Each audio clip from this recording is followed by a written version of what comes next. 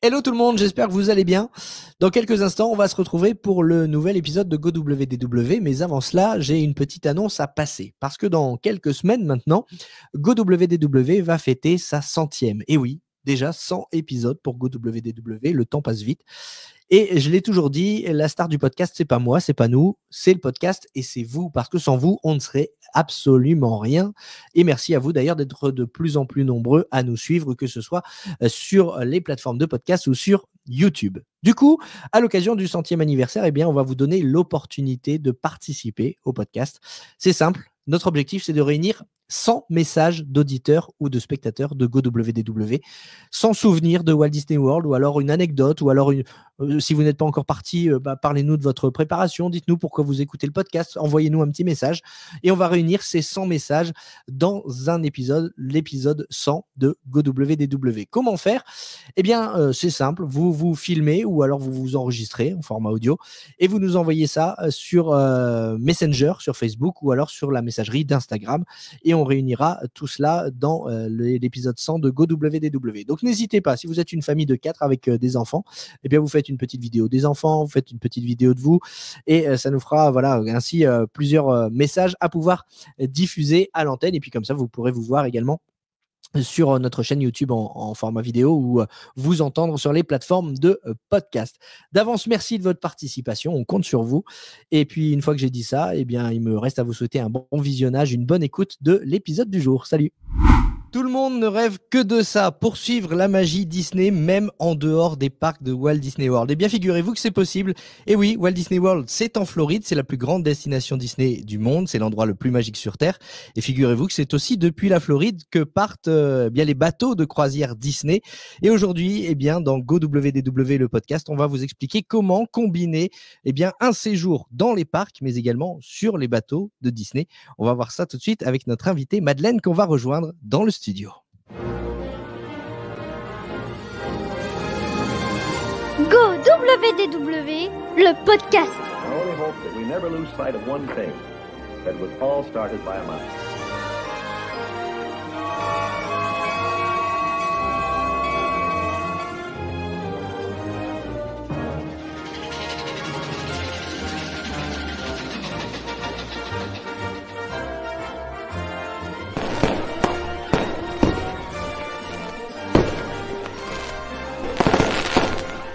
To all who come to this happy place, welcome. Et salut à tous, donc bienvenue sur GoWDW. Vous le savez, moi c'est Jérôme et je suis là pour vous aider à préparer votre séjour à Walt Disney World en Floride. Et aujourd'hui, je vous le disais, pour ce faire, je ne suis pas tout seul. Je suis accompagné de Madeleine. Bonjour Madeleine. Bonjour. Comment vas-tu? Bah ça va nickel, pas de problème. Alors toi, tu as eu la chance, Madeleine, de partir à Walt Disney World, c'était en août 2023, et tu as combiné ça avec une croisière Disney. Alors on va voir dans cet épisode avec toi aujourd'hui eh bien, comment tu as réussi à combiner les deux, de la réservation finalement, de la planification, jusqu'à l'expérience sur place. Tu vas nous expliquer comment ça s'est passé. On va essayer de décortiquer tout cela avec toi pour aider de futurs auditeurs, pourquoi pas, qui souhaiteraient planifier, réserver, quelles sont les dates idéales, comment réserver justement les billets pour les parcs, pour la croisière, comment ensuite profiter sur place à Walt Disney World et sur les bateaux de la Disney Cruise Line. Est-ce que, avant de commencer cet épisode, Madeleine, est-ce que tu peux te présenter? Oui, bien sûr. Donc, je m'appelle Madeleine, je vais avoir 39 ans, j'habite en Alsace, fan de parcs depuis toujours, fan de Disney, mais alors vraiment plus de parcs Disney que des films d'animation. Et puis j'ai un petit garçon de 9 ans, voilà, qui est lui aussi un grand fan de parcs d'attractions. Et donc que tu emmènes évidemment avec toi partout où tu vas. C'est ça, exactement, partout. Enfin, avec mon époux, c'est vrai que voilà, là, quasiment tout notre temps libre passe dans les parcs d'attractions pour assouvir sa passion et la nourrir, quoi. Ah, c'est parfait, c'est une super passion. On le salue. Comment il s'appelle? Il s'appelle Simon. Simon, on salue Simon et on lui souhaite pourquoi pas de réussir dans ce domaine des parcs d'attractions. Il pourra venir nous raconter ensuite tout ce qu'il fait dans le podcast. Août 2023, je le disais, donc ce voyage à Walt Disney World, le premier voyage d'ailleurs, je crois, pour vous. Hein. Alors, Pour mon mari et moi, c'est un peu particulier parce qu'on était allés en Floride faire un road trip en 2011 et on avait fait une journée sur le resort. On avait fait à l'époque Animal Kingdom parce qu'on s'était dit, bon, c'est celui qui a l'air d'être le plus différent de ce qu'on connaît. Mais voilà, on avait vraiment fait ça en express et pas du tout dans une optique vraiment de profiter de la destination, quoi. C'était juste histoire de. Très bien. Alors, comment ça s'est passé, ce voyage en famille? Déjà, parle-nous un peu, parce qu'on parle d'août 2023, mais un voyage, ça se prépare longtemps à l'avance. Comment vous avez décidé de partir à Walt Disney World? Est-ce que tout de suite, l'idée, c'était de combiner avec une croisière ou c'est venu après ça? En fait, nous, c'est un peu particulier parce que ce voyage, il n'est pas venu totalement par hasard. On a eu, moi, j'ai eu des gros soucis de santé en 2020. J'en ai perdu mon travail et bon, du coup, on a traversé en tant que famille une période assez compliquée. Accessoirement, comme j'ai perdu mon travail, j'ai eu aussi des indemnités de licenciement. Et l'objectif, c'était dès qu'on s'était remis un peu près d'équerre sur le plan de notre vie personnelle, de se dire, voilà, on en a bavé, donc on va essayer de se récompenser en s'offrant un beau voyage et en utilisant l'argent durement gagné pour se créer de beaux souvenirs. Donc, il y avait cette idée-là. Puis, accessoirement, on est parti aussi avec le fils de mon mari, mon beau-fils Hugo, qui a eu 18 ans l'année dernière. Donc, on s'était dit, c'est doublement une occasion à la fois de fermer la page sur une période pas facile de notre vie de famille et d'autre part d'aller célébrer ses 18 ans. Et on avait aussi nos 10 ans de mariage. Donc voilà, il y avait tout un tas de raisons qui faisaient que c'était la bonne année. Effectivement, toutes les occasions sont bonnes. Et il ne faut pas forcément en cumuler plusieurs, hein, mais il en suffit d'une. Mais effectivement, quand on en a plusieurs, c'est une excellente opportunité d'aller à Walt Disney World. Donc, et donc, est-ce que la croisière faisait partie du plan au départ? Ouais, alors en fait, moi je m'étais dit, si on va au bal, c'est pour danser, donc on se fait la totale, quoi. Moi, la croisière, ça me faisait rêver depuis longtemps et j'aurais regretté si on était juste allé à Disney World. Alors, non pas que ça ne se suffise pas à soi-même, mais c'était vraiment quelque chose qui me tenait trop à cœur pour faire l'impasse. Ok, ouais, je peux comprendre effectivement. De plus en plus de voyageurs d'ailleurs combinent un séjour à Walt Disney World avec une croisière parce que je le disais, les bateaux partent de la côte est de la Floride et du coup, c'est vrai que c'est pas très très loin de Walt Disney World. T'es parti, t'es embarqué à Port Canaveral, c'est ça? Tout à fait, oui. En fait, je pense qu'on en parlera après, mais dans le cadre quand on fait un séjour à Disney World et qu'on enchaîne sur une cruise, le transport est organisé en fait, hein. Donc, nous, on est parti en bus depuis notre hôtel directement jusqu'à Port Canaveral. Ok, très bien. On va voir ça effectivement parce que c'est une question qui revient souvent chez nos auditeurs. Comment aller d'un point A à un point B, en l'occurrence, comment aller de Walt Disney World jusqu'à Port Canaveral pour embarquer pour sa croisière. Tu vas nous expliquer tout ça. Mais alors d'abord, comment tu as réservé tout ça? Parce que autant Walt Disney World, on peut y aller quand on veut, c'est ouvert 365 jours sur 365. Autant les croisières, c'est forcément à des dates définies. Donc, tu l'as casé comment, toi, ta croisière? Avant, après Walt Disney World? Tu as eu le choix ou pas? Alors, nous, on l'a faite après. Faut savoir que nous, on n'a pas réservé par nous-mêmes. On est passé par une agence de voyage spécialisée. En l'occurrence, Caroline, je crois que maintenant, c'est Voyager à Disney, quelque chose comme ça. Enfin, elle est au Québec. Voyage en route. Voyage en route, voilà, c'est ça, tout à fait. Merci. Et du coup, c'est un peu elle qui nous a aiguillés et qui nous a dit, les parcs, c'est fatigant. Surtout que nous, en plus, avant Disney World, on faisait Universal pendant 3 jours. Donc, elle nous a dit, les parcs, c'est fatigant. La croisière, ça peut être un peu le bouquet final qui va vous permettre aussi de vous reposer derrière. Et donc, en fait, en toute logique, on était obligé de se caler sur les dates des croisières et de faire… Enfin, voilà, c'était un petit peu notre… on partait des dates de la croisière et on construisait le séjour autour de ça, quoi, à partir de ça. C'est ce que j'allais dire. C'est dans ce sens-là qu'il faut le faire, inévitablement, de toute façon. Parce que si vous réservez votre séjour à Walt Disney World et que seulement après vous regardez les dates des croisières, vous allez peut-être être obligé de couper votre séjour en deux pour pouvoir partir à Port Canaveral. Alors que dans ce sens-là, si vous construisez votre séjour à Walt Disney World autour des dates de votre croisière, vous pouvez profiter pleinement de Walt Disney World avant ou après. Donc toi, c'était après. Avec le recul, est-ce que tu le referais dans ce sens-là? Alors, je ne sais pas parce que honnêtement, c'était super violent. La fin du rêve, en fait, en sortant du bateau, de devoir directement retourner à l'aéroport. En plus, on débarque le matin et nous, on avait le vol à 20h, donc il y avait vraiment une journée d'attente à l'aéroport.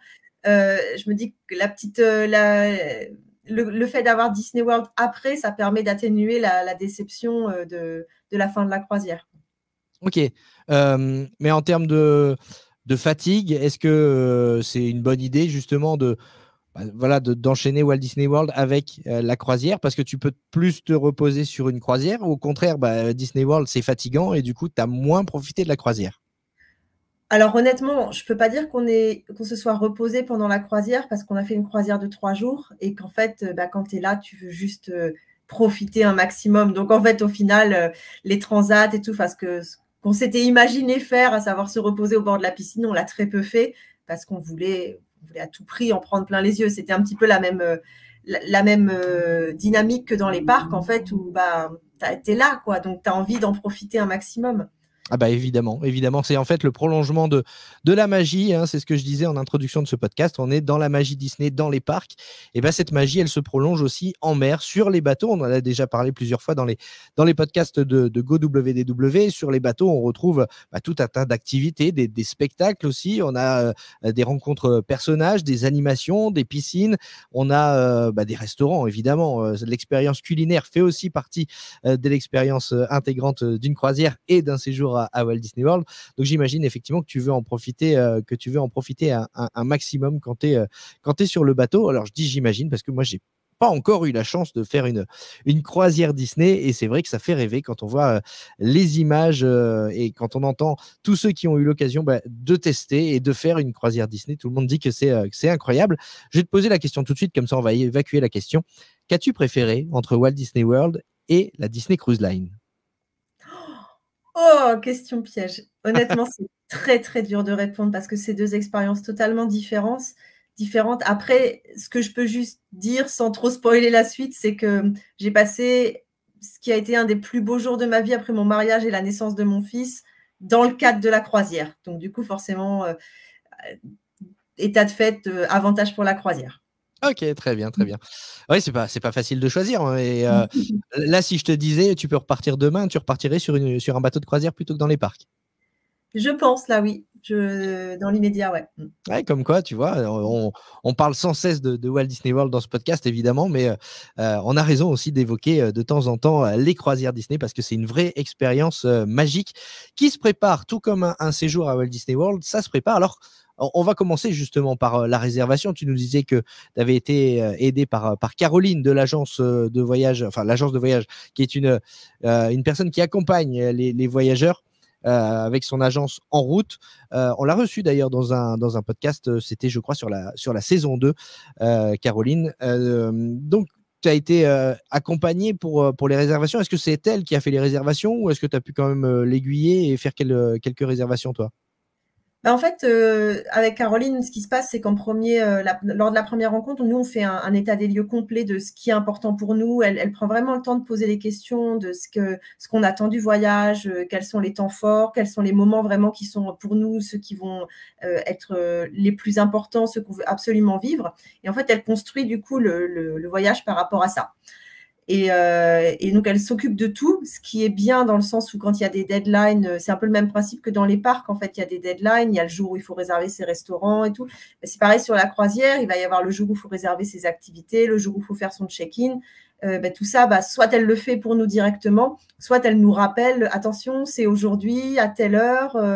Et j'ai le souvenir justement de la journée des activités où c'était un dimanche à midi, heure française. Donc, pour elle, c'était beaucoup plus tard, enfin beaucoup plus tôt, et elle s'était levée aux horaires pour nous dire à midi, attention, soyez dispo pour les activités, quoi. Donc, en ça, c'était rassurant, on n'avait pas le risque d'oublier puisqu'elle nous le rappelait. Très bien. Il faut d'abord choisir ses dates, évidemment, avant de planifier son séjour. Donc, pour vous, c'était le mois d'août. Il y a beaucoup de départs de bateaux au mois d'août, c'est la haute saison?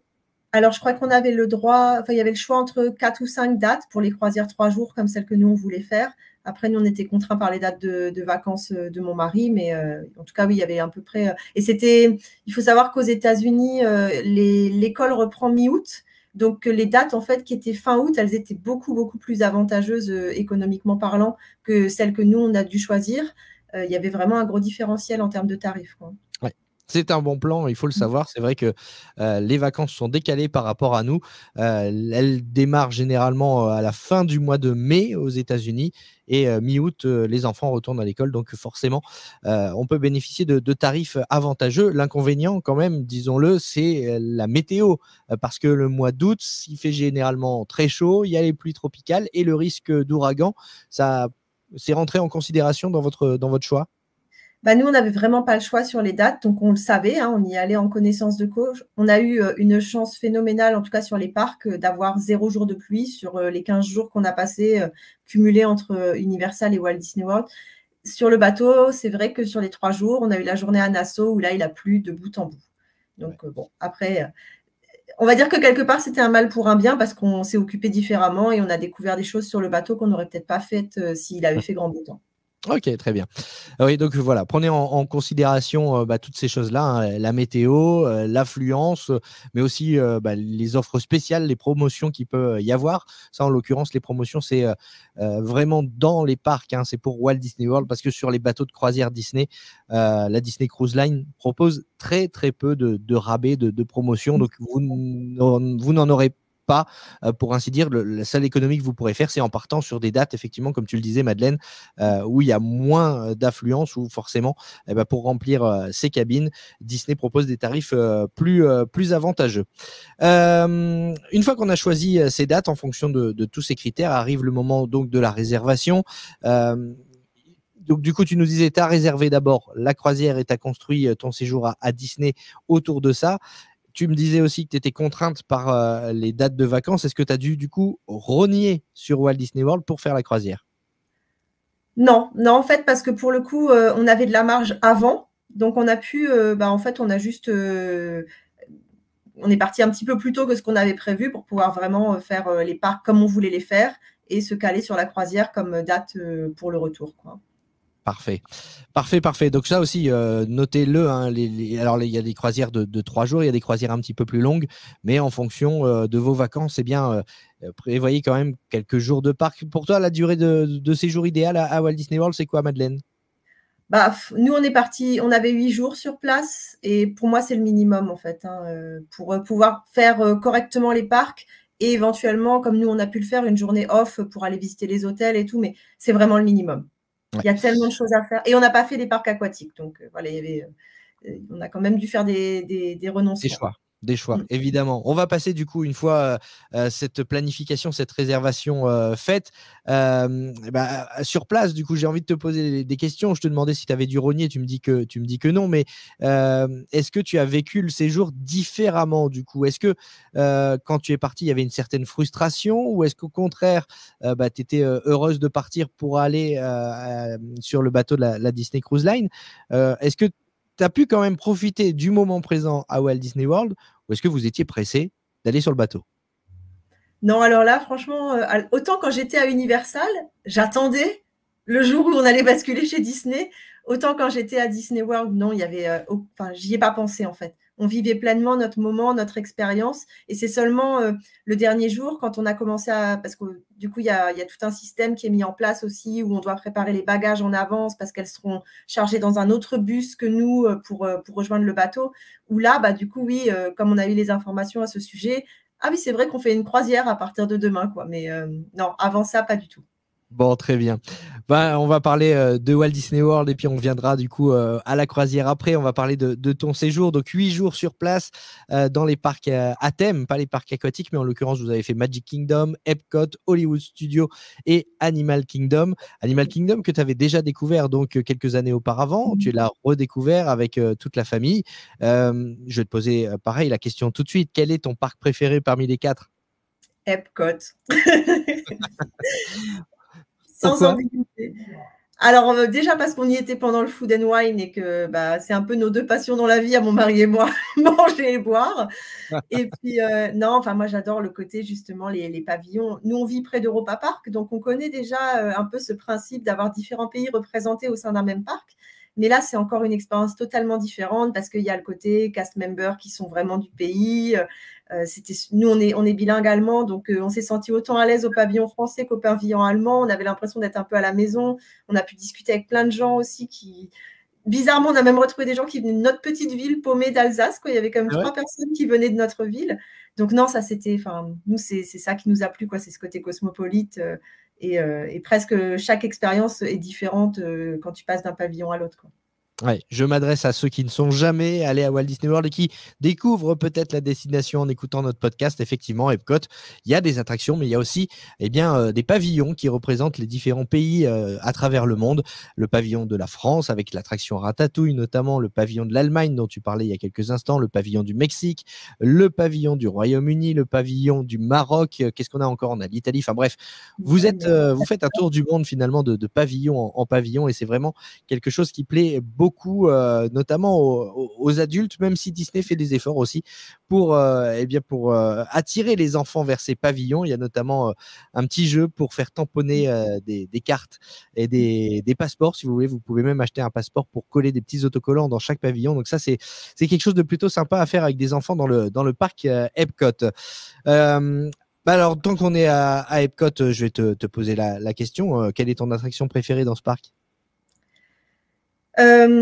Alors bizarrement, je vais pas dire Cosmic Rewind, c'était super sympa, mais alors nous, celle qu'on a adorée, étonnamment que mon fils a adoré aussi, malgré ses 9 ans, c'est mince, j'ai un trou, celle qui est dans la boule. Spaceship Earth. Voilà, Spaceship Earth. Je sais, c'est vrai que c'est une attraction qui est très. Généralement, quand on va pour la première fois à Walt Disney World, on se dit bon, voilà, cette fameuse boule d'Epcot, c'est l'emblème du parc et peu de gens savent la première fois qu'il y a une attraction à l'intérieur. Et c'est effectivement Spaceship Earth qui raconte l'histoire de la communication à travers les âges.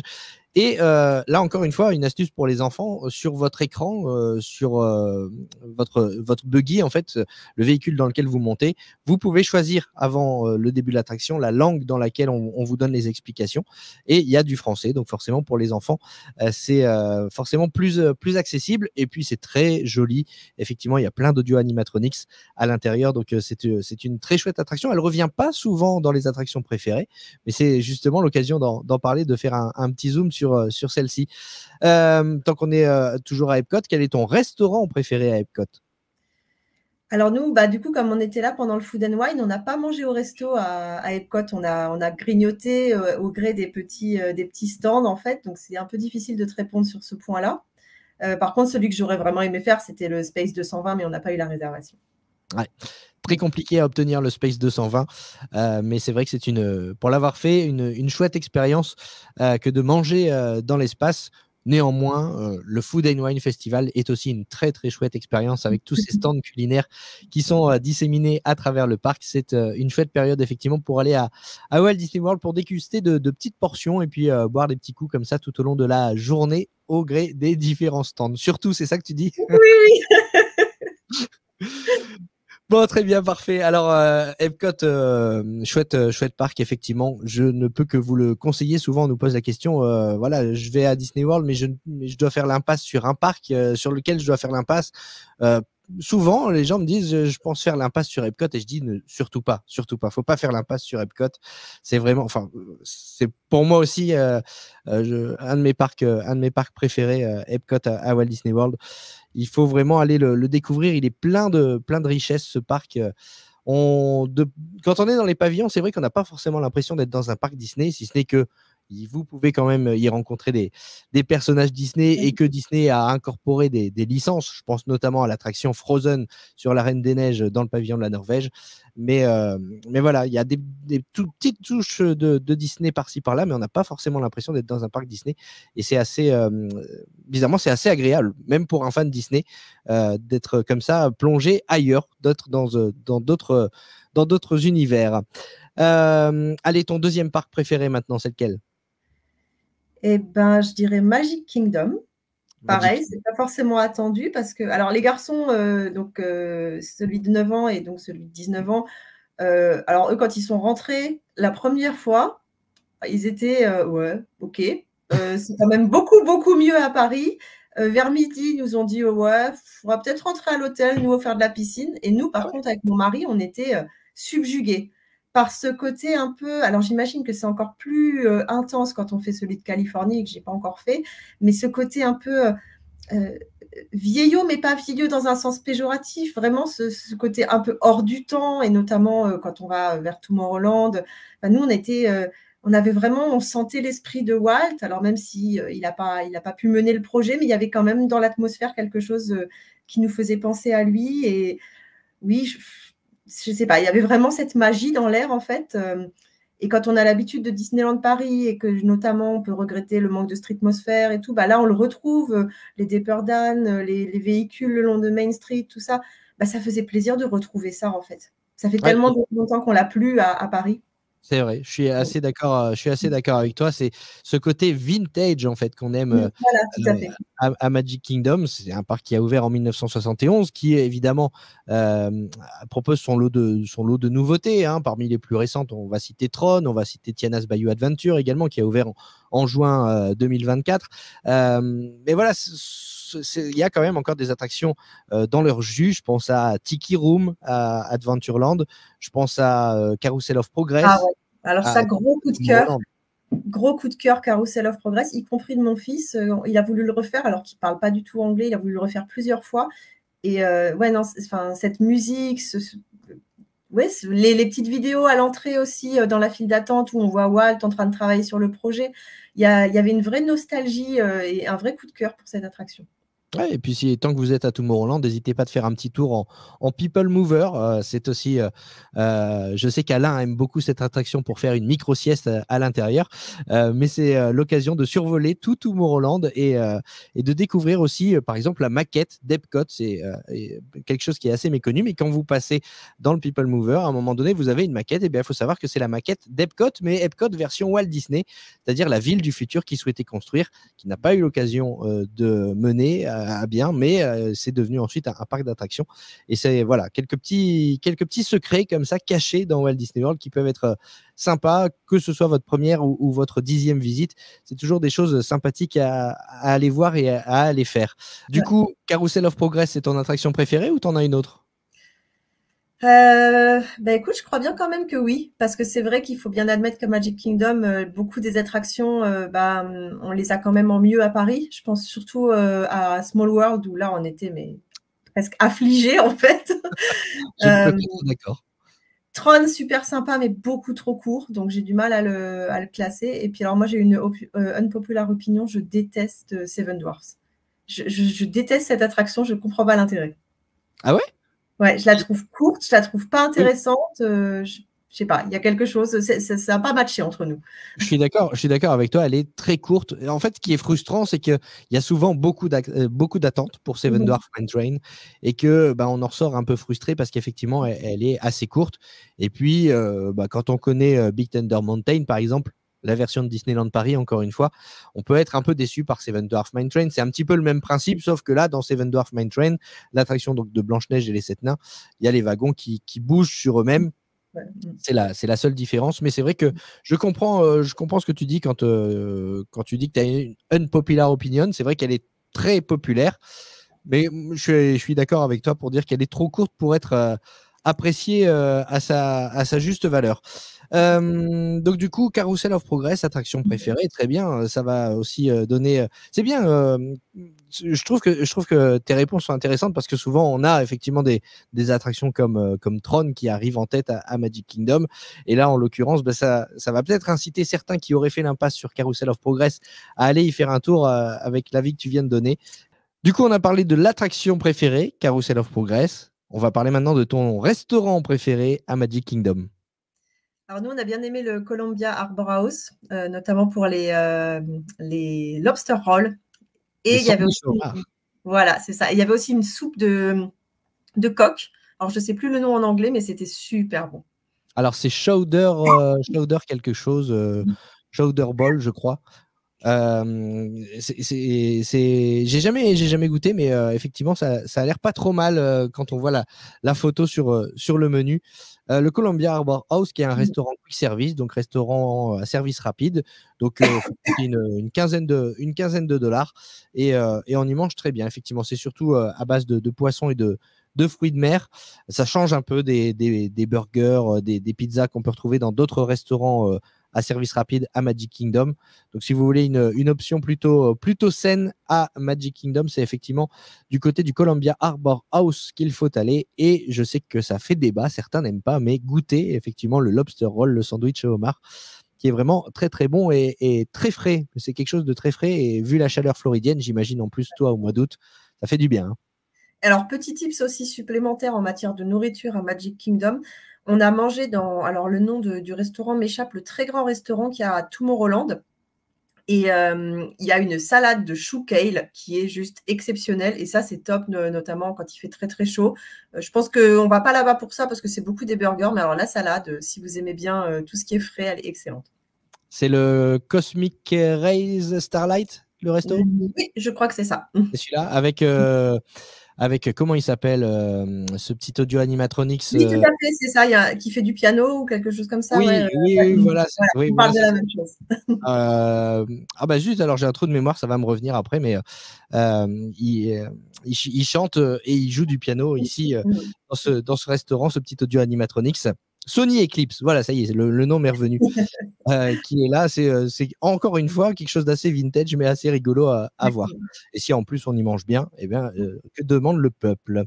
Ouais, Magic Kingdom, c'est aussi des spectacles, évidemment. On a parlé des attractions, des restaurants, mais on peut pas faire l'impasse sur les spectacles. Il y en a devant le château, il y a enfin évidemment le spectacle qui est joué plusieurs fois par jour devant le château, Mickey and Minnie Magical Friendship Fair. Il y a la parade, il y a les cavalcades, il y a le spectacle nocturne. J'imagine que de tout ça, vous en avez profité également. Alors, bon, les garçons ne voulaient pas faire les spectacles vraiment en intérieur, mais on a fait effectivement le spectacle de jour et on a vu Happily Ever After. Et ça, voilà, c'était magnifique, c'était incroyable. Il n'y a pas de mots. Moi, c'est le plus beau spectacle nocturne que j'ai vu dans un parc Disney. Oui. Ah, on est bien d'accord, on est bien d'accord. Et encore une fois, un conseil pour les auditeurs qui se diraient après une journée de parc, j'en peux plus, je rentre à l'hôtel. C'est pas forcément la bonne stratégie parce que vous allez manquer le spectacle nocturne. Privilégié, on l'a déjà dit plusieurs fois dans ce podcast et on va le répéter si jamais vous n'avez pas écouté les épisodes précédents. Privilégié de faire une pause à l'hôtel en début d'après-midi parce que c'est souvent là que l'affluence est la plus forte et du coup c'est le bon plan d'aller vous reposer à l'hôtel et de revenir dans les parcs en début de soirée pour ensuite avoir refait le plein d'énergie et profiter des spectacles nocturnes. Je ne sais pas si c'est la stratégie que tu as adoptée toi.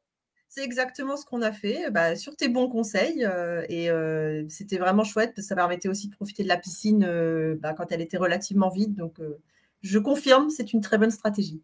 Eh bien, parfait. Moi, je suis content d'entendre qu'on ne dit pas que des bêtises. C'est parfait. Ça me rassure. Et d'ailleurs, en barbotant dans une piscine, on a croisé quelqu'un du podcast, puisqu'on a croisé Alain, nous, quand on était là-bas dans la piscine du Caribbean.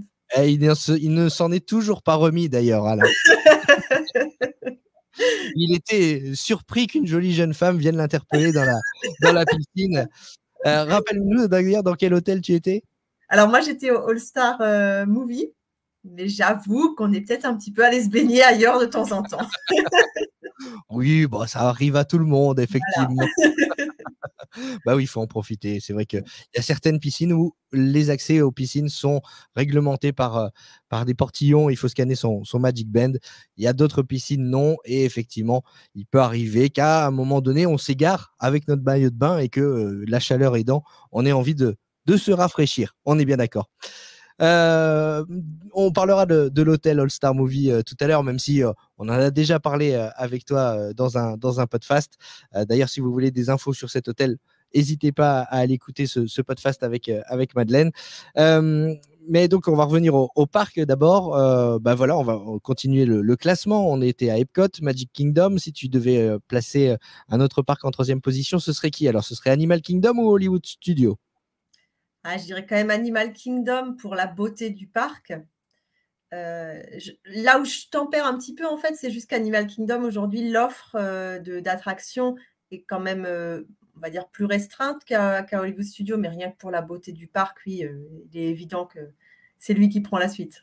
On disait tout à l'heure qu'Epcot n'était pas forcément un parc où on retrouvait le plus de Disney, Bah, Animal Kingdom, c'est un peu ça aussi, hein, en fait. Hein. On n'a pas l'impression d'être dans un parc Disney. Vous allez croiser des personnages de temps en temps, mais même les attractions. Je prends le Kilimanjaro Safari, c'est un safari. Il n'y a rien de Disney. Je vais prendre Kali River Rapids, qui est une attraction sur des rapides, comme son nom l'indique. Vous êtes dans des grosses bouées. Bah, ça n'a rien de Disney. Expedition Everest, ça n'a rien de Disney. Bah, voilà. Pourtant, c'est un parc dans lequel vous allez néanmoins pouvoir vivre des expériences Disney à travers les spectacles, le spectacle du Roi Lion notamment, Festival of the Lion King, le spectacle Nemo, The Big Blue and Beyond. Vous allez pouvoir aussi vivre l'expérience d'Avatar, le Land, Pandora, il est quand même incroyable. Je suis sûr que ton fils a dû être bouche bée. Alors, encore plus que mon fils, c'était surtout mon beau-fils parce que c'est un grand fan de la franchise. Il a été, de toute façon, c'était notre coup de cœur. Hein, c'est difficile d'y en être autrement. Et Flight of Passage, en plus, on a vraiment eu de la chance parce qu'on a pu le faire 3 fois. Ah oui. La 3e fois, totalement par hasard, on repasse devant et on voit une caste qui nous dit ça va fermer, vous voulez encore le refaire? Et on n'a pas réfléchi, on y est allé, on a fait l'attraction quasiment seul. Il n'y avait personne dans la file d'attente, il n'y avait que nous. On s'est encore pris en photo, c'était génial. Non, c'est vrai qu'il n'y a rien à dire, c'est incroyable. Hein. On n'a juste pas eu la chance de le voir de nuit parce que en août, il faisait nuit très tard et le parc ferme relativement tôt. Donc ça, on n'a pas pu vivre cette expérience, mais apparemment, c'est magnifique aussi. Ouais, et la petite astuce, alors c'est vrai qu'en août c'est compliqué, mais si vous y allez un petit peu plus tard, la petite astuce c'est effectivement de rentrer dans la file d'attente juste avant la fermeture de l'attraction. Et comme ça, quand vous sortez de l'attraction, s'il y a un peu d'attente, vous avez la chance d'avoir la nuit qui est tombée et de pouvoir voir le sol bioluminescent avec les plantes lumineuses du land Pandora World of Avatar qui est vraiment dingue, qui est vraiment incroyable. C'est vrai qu'on n'a pas l'habitude de voir des choses comme ça. Là, on est vraiment immergé dans cet univers. C'est tout simplement magnifique, de jour comme de nuit. Donc, et si j'ai bien compris, ton attraction préférée à Animal Kingdom, c'est Flight of Passage. Alors, je dirais ex-aequo avec Expédition Everest, qui est vraiment très, très cool aussi. On essaye de faire le plus de montagnes russes dans le monde et on les compte. Donc, forcément, Expédition Everest, pour nous, ce n'est pas très impressionnant. Mais par contre, c'est quelque chose qui nous a quand même séduit parce que la thématique, parce que, comme tu disais, hein, la petite expérience surprise. Validé donc par les fans de coaster que vous êtes, Expedition Everest. Et puis, toujours à Animal Kingdom, je vais te poser la même question que pour les autres parcs. Quel est ton restaurant préféré? Je ne vais pas être original, mais Satuli Cantine. Ah oui, évidemment. Oh là là. Des fois, je voudrais y retourner juste pour manger là-bas.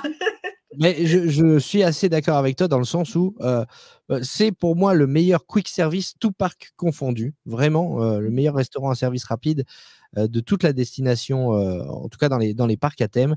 Je dois dire que je me suis même, moi, plus régalé lors de mon dernier séjour dans ce restaurant que dans certains restaurants à service à table. Donc, c'est pour dire à quel point vraiment on a des très, très bonnes saveurs à Satuli Cantine, qui est donc le restaurant à service rapide dans le land Pandora. Donc, ça ne gâche rien. Vous mangez en plus avec un joli décor. La salle de restaurant est très immersive. Et puis, si vous avez l'occasion de manger en terrasse, c'est encore mieux avec cette vue sur les montagnes flottantes. Franchement, c'est génial. C'est du plaisir dans la bouche et dans les yeux. Hein. Tout à fait. Ouais. Pour la petite histoire, nous, on a annulé une réservation parce qu'au final, on a fait beaucoup de quick service. Nous, les restos au service à table, on n'en a pas fait beaucoup. Et on avait une réservation pour le Yak and Yeti qu'on a annulé pour pouvoir retourner au Satuli Cantine. Eh bien, figure-toi qu'on a fait la même chose. Voilà. Et pourtant, le Yak and Yeti, ça faisait un moment qu'on voulait le tester, mais l'appel du Satuli Cantine était plus fort.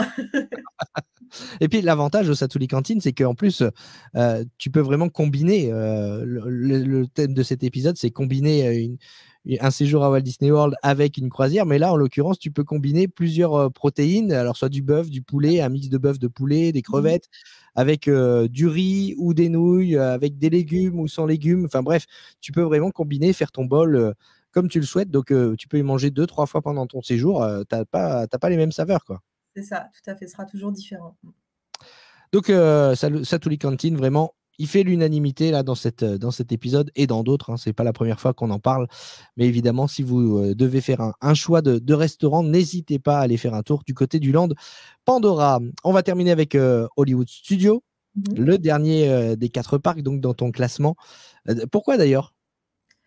Honnêtement, c'est parce qu'il faut bien les classer, parce que moi, j'ai beaucoup aimé ce parc aussi. Après, je dirais que le seul défaut par rapport aux autres, c'est qu'il a quelques zones mortes.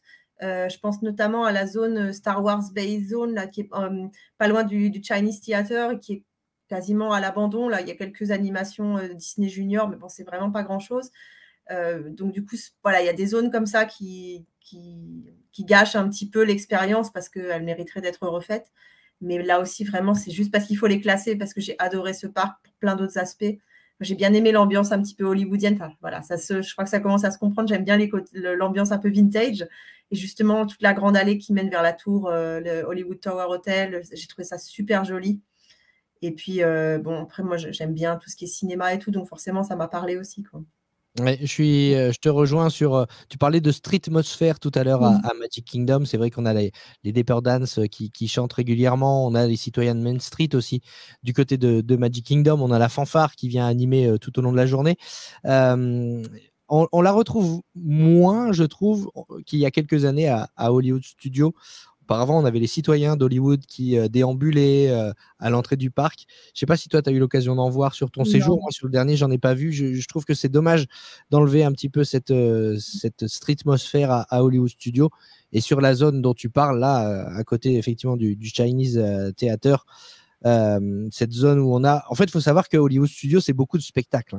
Il y a beaucoup de spectacles qui sont proposés là-bas. Et sur cette zone dont tu parles, il y a le spectacle de la petite sirène, voilà, qui est modernisé. Là. Donc, si vous allez faire un tour à Walt Disney World, il faut quand même aller le voir. Il y a les dernières technologies en matière de show qui sont utilisées dans ce spectacle. Un mélange de marionnettes, de décors réels, de décors sur écran. Donc, allez faire un tour pour aller voir ce spectacle, La Petite Sirène. Juste en face, vous avez effectivement le spectacle Disney Junior, quelques rencontres personnages. Dans ce coin-là, vous avez Docteur La Peluche, vous avez Vampirina, vous avez Pluto. Enfin voilà, tous les personnages que vous retrouvez dans les licences Disney Junior qui parlent plus aux petits, là en l'occurrence, pas forcément aux plus grands.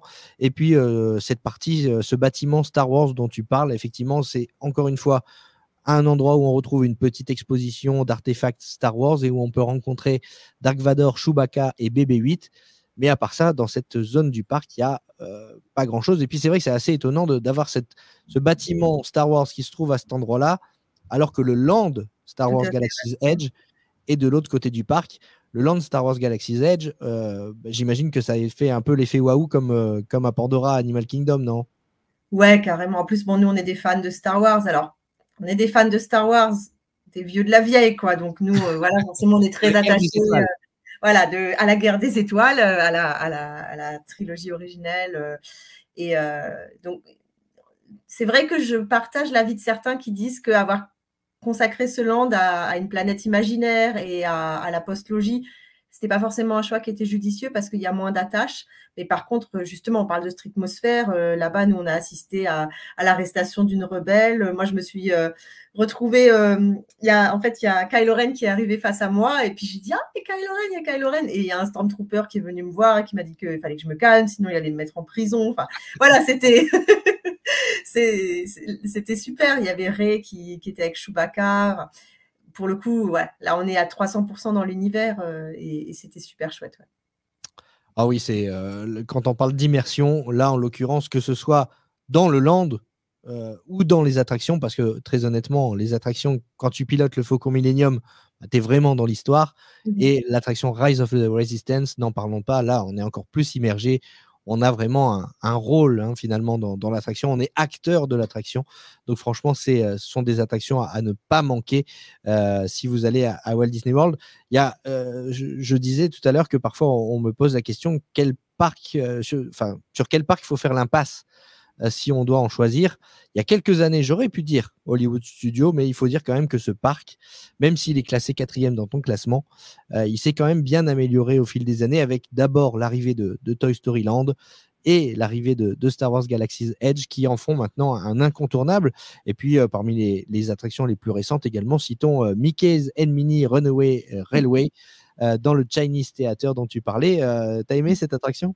Ah bah c'est mon coup de cœur. Voilà, je suis bien contente que tu l'aies prononcé toi, comme ça, j'ai pas à le faire. Mais oui, non, celle-là, c'est mon coup de cœur. On chante encore vraiment très, très régulièrement la chanson à la maison. On a adoré, on aurait voulu pouvoir la refaire, mais c'était pas possible, il y avait trop de queue. Et mon regret de ce séjour, ce sera de ne pas avoir acheté le popcorn bucket en forme de panier de pique-nique avec la main de Mickey. Ah ouais. Voilà, il hante encore mes souvenirs, celui-là. Bon, si quelqu'un nous entend et va à Walt Disney World et voudrait faire plaisir à Madeleine, vous savez ce qu'il vous reste à faire. Voilà. Si vous voyez le pot de popcorn panier de pique-nique, pensez à elle.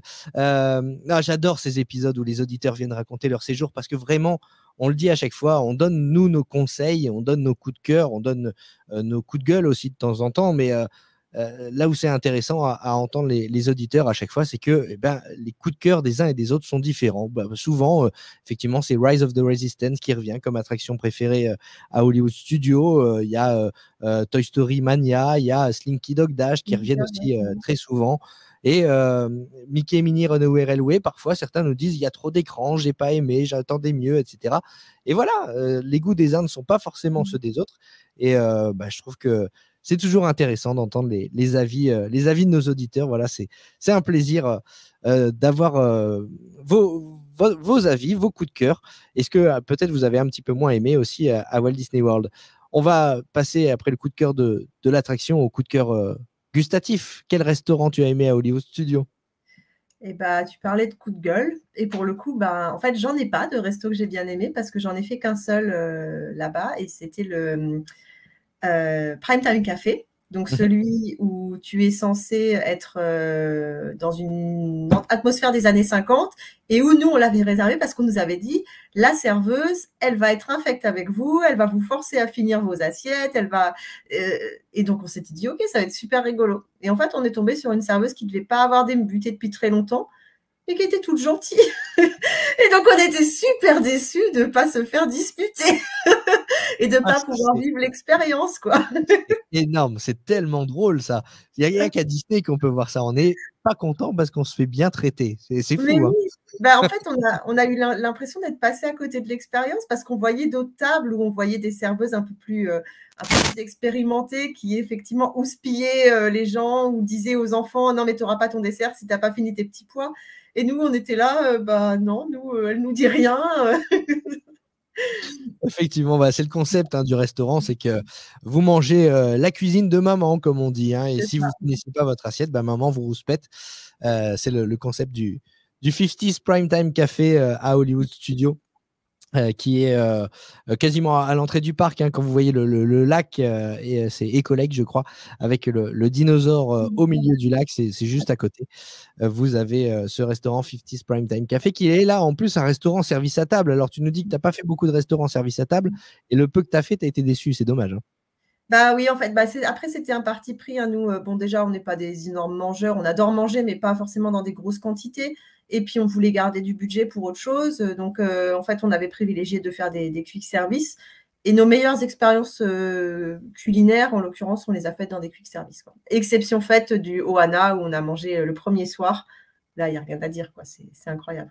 Le Ohana, qui est le restaurant de l'hôtel Polynesian Village, donc juste à côté de Magic Kingdom. Et c'est vrai que c'est une chouette expérience culinaire, même si, encore une fois, on peut regretter qu'on n'est pas encore revenu à l'ancienne formule avec les serveurs qui viennent vous proposer la viande sur la broche.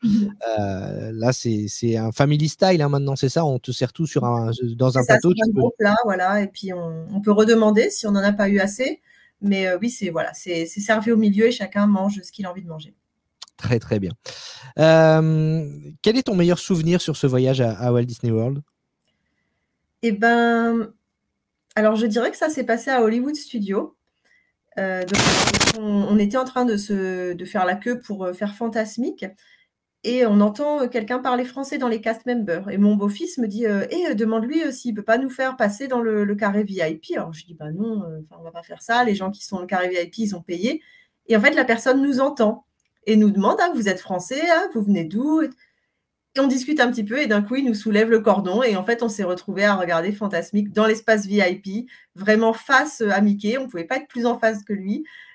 Juste par la gentillesse d'un cast member, quoi. Et ça, c'était vraiment un super souvenir. C'est génial. Il a raison, le fiston. Il faut y aller au culot parfois. Voilà, c'est ça. En l'occurrence, regarde, ça t'offre un super beau souvenir, une belle expérience donc d'avoir vu Fantasmic, qui est encore une fois un spectacle nocturne immanquable à Walt Disney World. Ne passez pas à côté au parc Hollywood Studios. Et si vous avez l'occasion voilà, de profiter de l'emplacement VIP, n'hésitez pas à le faire. Il y a deux façons de profiter, soit en arrivant très tôt, il y a des places qui peuvent se libérer au centre de l'amphithéâtre. Je dis il y a deux solutions, mais non, il y en a trois. La deuxième solution, c'est de profiter d'un dining package, c'est-à-dire qu'il y a certains restaurants qui proposent la formule repas plus l'emplacement VIP pour le spectacle le soir. Et la troisième solution, voilà, c'est d'y aller au culot et de faire comme le fiston, de demander à un cast member de pouvoir profiter de cet emplacement VIP. Bon, c'est très chouette. Bon, globalement, Disney World, donc séjour réussi, on peut le dire. Incroyable. Ouais, c'était. Et on a, comme je disais tout à l'heure, on a pris aussi une journée pour aller visiter les hôtels. Alors là, les garçons, ils n'ont pas voulu suivre. Ils sont restés dans notre hôtel. Ils ont fait de la piscine et tout. Mais avec mon mari, on est parti. Et on s'était dit, on teste. On va voir le plus d'hôtels possible et on teste tous les moyens de transport. Et du coup, c'est aussi une façon de visiter Walt Disney World de manière un peu plus chill parce que du coup, on est vraiment allé de l'un à l'autre. Le midi, on a mangé là où on était dans un des hôtels. Enfin, il y a ce côté un petit peu, à chaque endroit où on est allé, on vivait une autre expérience puisque chaque hôtel est thématisé de manière très différente. Et il y avait ce côté un peu, ma journée, c'est une succession de plein de petits moments qui n'avaient rien à voir les uns avec les autres. Quelques petites questions maintenant, Madeleine, même si tu as déjà beaucoup répondu et j'imagine aider de nombreux auditeurs à travers tes témoignages, mais petite question du tac au tac sur l'ensemble du voyage. Avec quelle compagnie vous êtes parti? On est parti avec la Lufthansa puisqu'on habite Strasbourg et que Francfort, c'est l'aéroport le plus proche pour nous. Pas de souci. Quelle escale On n'avait pas d'escale. Francfort, c'est un vol direct jusqu'à Orlando. Donc nickel. Au passage d'immigration, la douane, tout s'est bien passé? Aucun problème. Non, c'est passé comme une lettre à la poste. Et alors, pour ceux qui voyageraient avec Lufthansa, pendant le vol aussi, tout s'est bien déroulé? Aucun souci. En plus, ils ont vraiment énormément de films et on peut les regarder en français, donc ça nous a bien occupés. Après, l'aéroport de Francfort, c'est très compliqué. Ça, par contre, malheureusement, c'est pas spécifique à la destination Orlando. C'est l'aéroport de Francfort qui est compliqué, où il y a un manque de personnel. Nous, on a attendu nos bagages 1h30 à l'arrivée. Donc 1h30, quand on a le décalage horaire dans les pattes et qu'on vient de se taper 10 heures de vol, c'est difficile. Ouais. Mais sinon, en tout cas, sur l'arrivée sur le sol américain, vraiment aucun problème. Très bien. Une fois arrivé sur le sol américain, justement, alors tu as commencé par Universal, du coup. Oui. Tu as pris un Uber, un Lyft. Comment vous êtes rendu? Vous aviez loué une voiture? Comment vous avez fait? Non, on avait une navette organisée en fait par Caroline qui nous récupérait à l'aéroport et qui nous emmenait à Universal. C'est tout confort, ça. C'est VIP dès le départ, alors. C'était top. Ça, c'est aussi l'avantage de passer par une organisatrice de voyage comme ça, comme Caroline, effectivement, qui peut vous réserver votre transport à votre arrivée à l'aéroport. Et alors, question que je me pose, mais comme tu dis que tu as attendu 1h30 les bagages, la navette vous a attendu, du coup? Alors ça, c'était au retour. Par contre, oui. Par contre, on a eu quand même 2 heures de retard avec le vol. Et effectivement, quand on est arrivé, il n'y avait plus la navette, mais on est descendu chez Mears et on a posé la question. Et je crois 10 minutes plus tard, il y avait quelqu'un qui venait nous chercher. Ok, super. Bon, quelle réactivité. Bon, de toute façon, ils ont l'habitude avec les millions de touristes qui atterrissent à Orlando chaque année. Ils ont effectivement l'habitude de ce genre de choses. C'est pas, il n'y a pas que votre avion qui arrive en retard. Il y en a quotidiennement. Donc, les équipes de l'aéroport savent faire pour satisfaire les voyageurs. Tiens, puisque votre première étape, c'était Universal, quel hôtel vous avez dormi à Universal? Alors, on était au Endless Summer, donc les hôtels entrée de gamme. Très bien. Alors, quel avis sur cet hôtel? Franchement, très bon rapport qualité-prix. Ça n'a d'entrée de gamme que le nom, parce que les chambres sont belles, sont spacieuses. Il y a une très belle piscine en forme de poisson. Et nous, on avait en plus vue sur la piscine, donc c'était joli. Et puis, il y a des navettes pour rejoindre les parcs. Vraiment rien à dire, quoi. Tu conseilles alors? Oui, en plus, ce qui est pratique quand on regarde un petit peu sur son budget, c'est que juste en face de l'hôtel, il y a je crois que c'était je ne sais plus le nom du supermarché, un petit supermarché, Walgreens, voilà. Et du coup, qui permet d'aller acheter un peu des gâteaux, des choses comme ça pour pouvoir manger dans le parc sans forcément toujours devoir acheter, parce qu'Universal, pour le coup, c'est cher et c'est pas forcément exceptionnel niveau nourriture, quoi. Ouais. C'est un bon plan, ça, effectivement. Je savais pas qu'il y avait un Walgreens juste en face du Endless Summer. C'est bon, c'est bon à savoir. Encore une astuce donnée à nos auditeurs, du coup. Et Universal, alors, t'en as pensé quoi? Alors ça, on avait déjà fait parce que pendant notre séjour en 2011, on avait fait les parcs avec mon mari. Alors, les garçons, mon fils, mon beau-fils, eux, ils ont adoré parce que coaster, grosse machine. Moi, je suis plus réservée. C'est chouette, hein, mais bon, déjà, moi, je suis pas fan d'Harry Potter du tout. Je suis complètement réfractaire à l'univers, donc ça enlève quand même une grosse part de magie quand on va à Universal et qu'on n'est pas sensible à cet univers-là. Ouais, mais ceci dit, alors je te coupe, mais tout à l'heure, tu me disais que tu étais quand même une fan de coaster. Oui, Donc, oui, oui. quand on va à Universal, normalement, on en a pour son argent. Bah alors oui, enfin il y avait Velocicoaster et Hagrid, ça rien à dire, c'est génial. Mais bon, Hulk ça tabasse, Repeat Rocket ça tabasse. Donc au final, sur toute la quantité de coasters qu'il y a dans le parc, il n'y en a quand même pas énormément qui sont agréables à rider. Bon, bien sûr, après même sans être fan d'Harry Potter, j'ai été bluffée par Forbidden Journey et par Escape from Gringotts. Là, on peut que être bluffé par ce genre d'attraction, ne serait-ce que par la technologie. Mais c'est vrai que, bon, moi, c'est sympa, Universal, rien à dire, mais il n'y a pas la magie. Moi, comme je disais tout à l'heure, j'étais quand même en me disant, bon, bah, demain, c'est Disney, quoi. La seule chose qui m'a vraiment, je suis une grande, grande fan des Simpsons, donc voilà, le Springfield reconstitué, ça m'a beaucoup plu. Ok, très bien. Bah, tu vois, moi, c'est l'inverse, comme quoi c'est toujours intéressant, effectivement, d'échanger avec les auditeurs, parce que moi, Springfield, j'ai été un petit peu déçu par l'attraction, hein, pas par le land, mais l'attraction, je l'ai trouvé un petit peu brutale et voilà, ça reste encore une fois. Ouais, elle est un petit peu vieillissante. Tandis que bon, Harry Potter, voilà, j'ai une attache particulière effectivement avec Harry Potter, donc déjà ça facilite l'immersion et la magie pour moi était présente. Et c'est vrai que Forbidden Journey, voilà, voler dans le château de Poudlard, c'est incroyable. Ne serait-ce que la file d'attente dans le château de Poudlard, c'est complètement fou. Et puis Escape from Gringotts, là encore. L'attraction est géniale, mais encore une fois, la file d'attente, je trouve que font quand même des gros efforts Universal à ce niveau-là. C'est quand même assez impressionnant en termes d'immersion. Bon, et donc après Disney, on en a parlé de Disney World, et donc on va revenir au thème de cet épisode, puisque c'est quand même combiner un séjour Disney World avec une croisière Disney. Il arrive le moment où il faut quitter Disney World pour enchaîner avec croisière.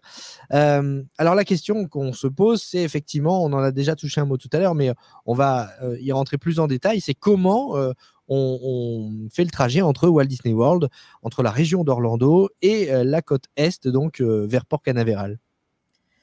En fait, tout est organisé par Disney.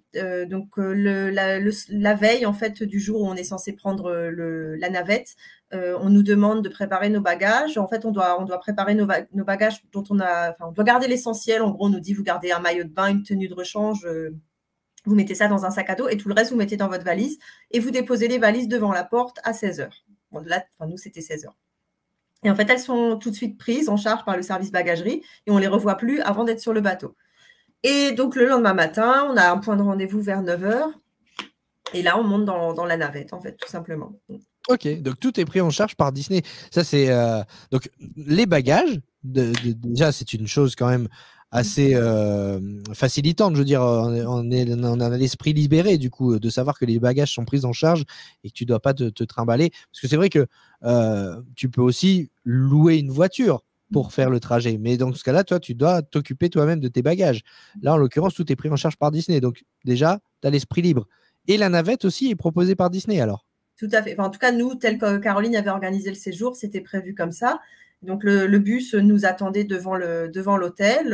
Alors, il faisait une ramasse sur les 3 All-Stars, mais c'est tout. Donc, il n'y avait pas le truc que nous, on avait craint un petit peu de se dire il va s'arrêter à la moitié des hôtels pour venir chercher des gens. Je pense qu'en fait, au final, il y a beaucoup de gens qui choisissent cette formule, puisque il y avait, voilà, nous, il n'y avait que les 3 All-Stars qui étaient concernés par la navette et elle était pleine. Et donc, ensuite, on avait un trajet qui durait un petit peu plus d'1 heure entre Orlando et Port Canaveral, du coup. Et dans le bus, une heure de trajet. Non, je t'en prie, vas-y, dans le bus. Dans le bus, du coup, il y avait des petits dessins animés, les nouveaux Mickey, là, ceux de la nouvelle génération, qui nous permettaient de nous occuper. Donc, c'était super sympa. Ok, très très bien. Bon, ça a un coût. Tu sais si tu as payé cette navette. Oui, j'ai payé. Alors après, je te cache pas que dans le global de la croisière, je sais pas ce que ça représentait en termes de coût. Bon, mais il faut savoir, donc pour nos auditeurs qui souhaitent enchaîner Disney World avec une croisière, qu'il est possible que cette navette existe effectivement, mais qu'elle elle se paye. Donc, renseignez-vous auprès de Disney si vous choisissez ce moyen de transport entre Orlando et Port Canaveral.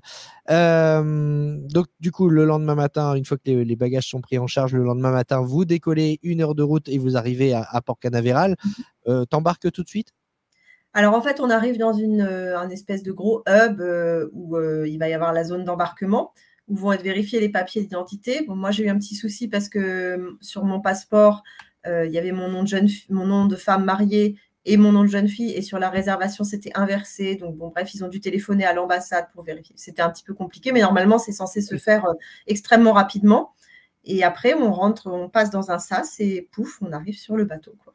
Bon, super. Alors, sur quel bateau vous étiez? Le Wish.